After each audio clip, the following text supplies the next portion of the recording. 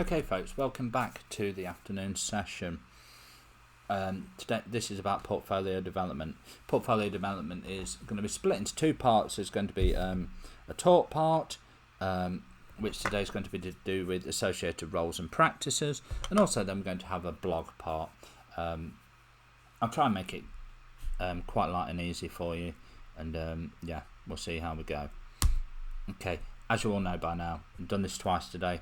Do the start of every session. We are week 2 of digital illustration. Yeah, week 2. Oh, I've put digital graphics there. I meant digital illustration. Schoolboy error on my behalf. Here we are though, week 2. You all have your assignments now. Please stay on task for the entire session. You know what it, how this is going to run now. So you're going to play the video. You're going to complete the tasks that I asked, and then you can unpause the video and carry on as you did before.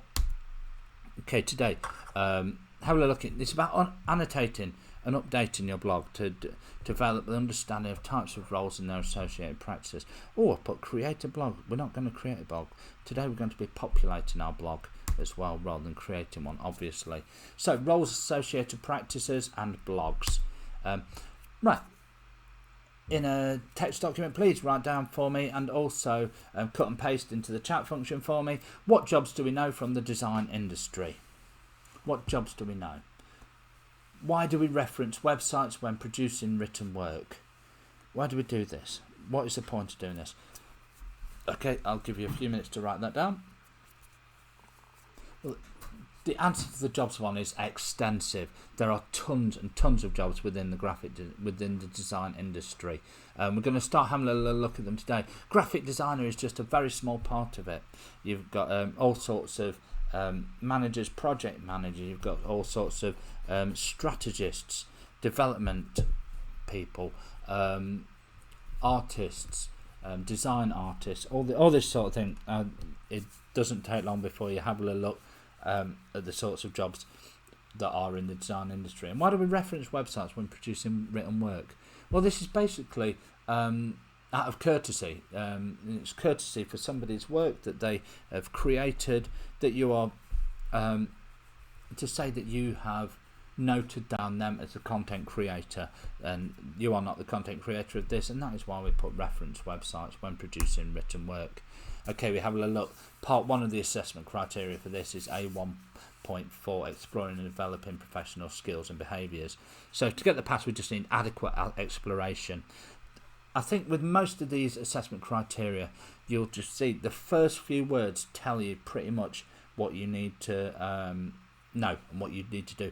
Adequate exploration for the pass.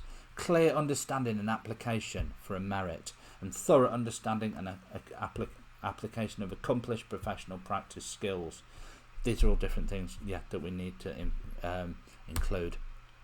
And again, when we have a look at the other side of the assessment criteria, general competent communication of meaning, purpose and function of work in relation to intentions and audience, effective communication of meaning, purpose and function, and then fluent and imaginative communication of meaning, purpose and function of work in relation to intentions and audience.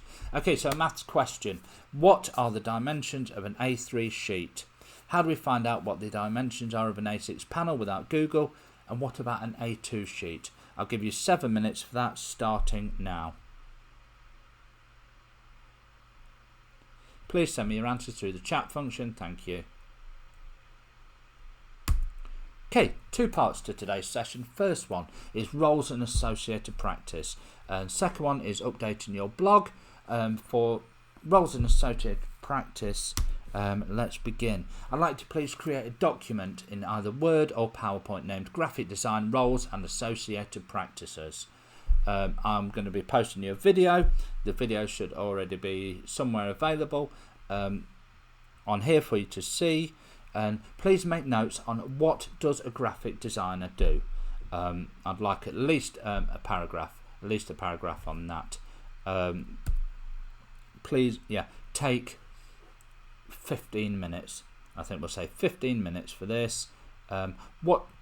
Following the video, 15 minutes, I beg your pardon. What does a graphic designer do? Okay, 15 minutes starting now.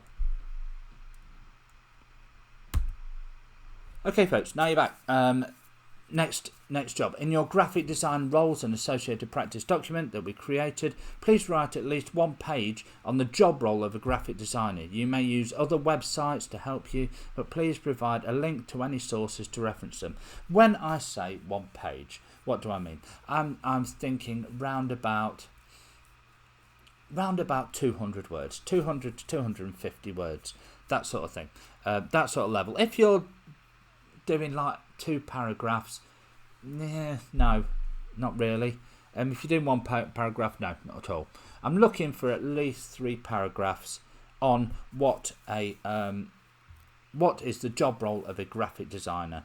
Have a look at that video that I sent, and also have a look at any sources.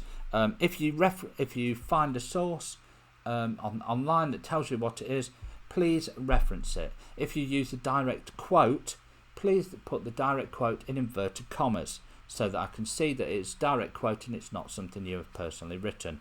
I want you to, by the end of this, have a page that gives you a complete reference point as to what is the role of a graphic designer. You have 40 minutes for this. Please do this now.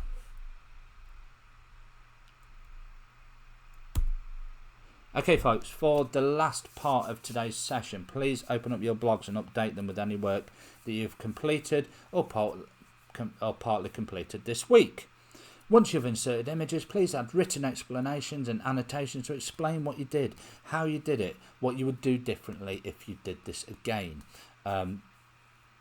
Remember to put everything in the correct folder. So when we're doing this one, the graphic design roles and associated practices, you know that this session is called portfolio development. So we put this in the portfolio development folder. Same with all the others. Design workshops. If there's anything you did in a design workshop lesson, that goes in the design workshop folder. You should be able to edit separate pieces if you put them in the wrong folder and then change the folder. Same with your idea development. Anything you did in idea development, please put that in your idea development folder. Okay. Right. Once you've finished this, this should be about 4 o'clock. Just have a think. 2 things that you didn't know before today about graphic design and what the role is to be a graphic designer. Thank you very much. I hope to get back to normal and everything be back in the classroom, obviously, again next week, and I will see you all very, very soon. Thank you very much.